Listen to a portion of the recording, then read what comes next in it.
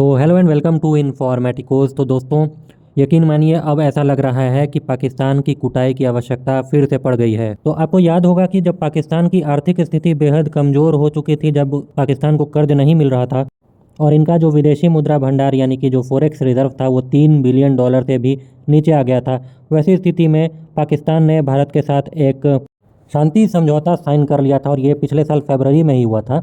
हालांकि उस समय पाकिस्तान की जो फॉरेक्स रिजर्व थी उस समय 7 बिलियन के आसपास थी, लेकिन पाकिस्तान के जो सियासतदान हैं और वहाँ के जो मिलिट्री वाले हैं उन्हें पता था कि ये आर्थिक स्थिति और ज़्यादा खराब होने वाली है। तो इसको देखते हुए उन्होंने भारत के साथ एक शांति समझौता तो कर लिया और भारत ने भी बिल्कुल अलाउ कर दिया कि आप लोग बिल्कुल अपनी आर्थिक स्थिति सुधारिए आराम से, कोई ज़रूरत नहीं है आपको एम्यूनिशंस पे अपने पैसे खर्च करते रहने की।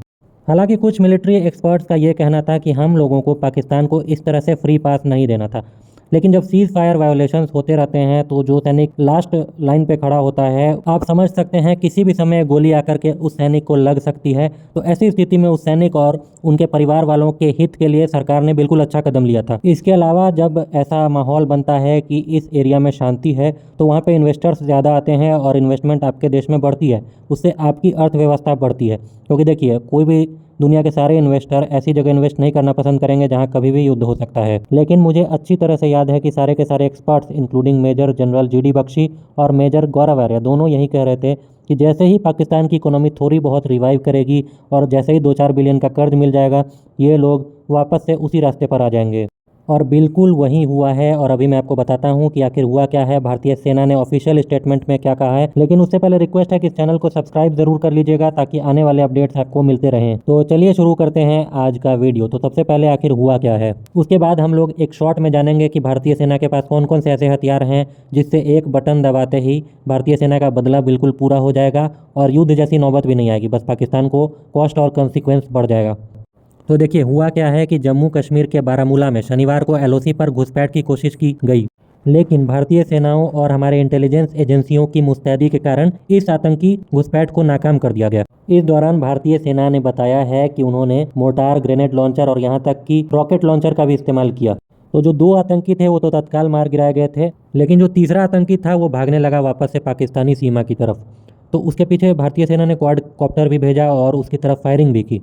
तो चूंकि ये सीमा से करीब हो रहा था तो ऐसे में पाकिस्तानी सेना ने कर दिया सीज़ फायर उल्लंघन, ताकि वो आतंकी किसी तरह से बच जाए और पाकिस्तानी सीमा में किसी तरह से दाखिल हो जाए, और वो हो भी गया।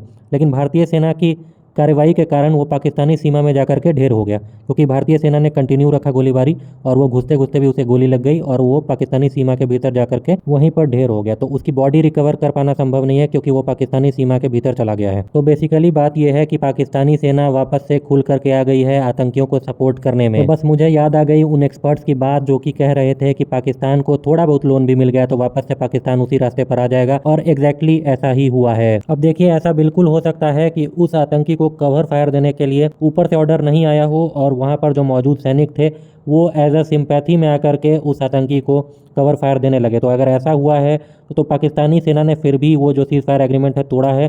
तो आराम से जो सैनिक इस चीज़ में इन्वॉल्व हैं उन पर कार्रवाई पाकिस्तानी सेना को करनी चाहिए।